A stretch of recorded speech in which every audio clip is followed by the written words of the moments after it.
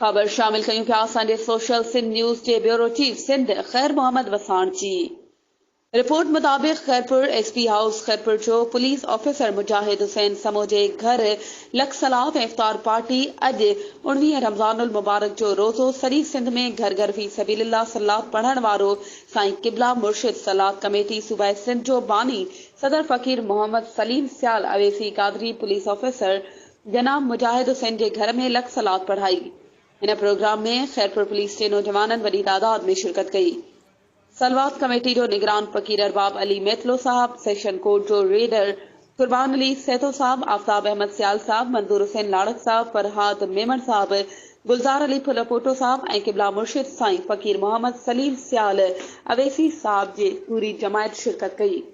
आखिर में साईं किबला मुर्शिद मोहम्मद सलीम सियाल अवेस साहब जो खिताब कंदे फरमायो त ही भलारो महीनो रमज़ान जो मुसलमानन ते फर्ज आहे।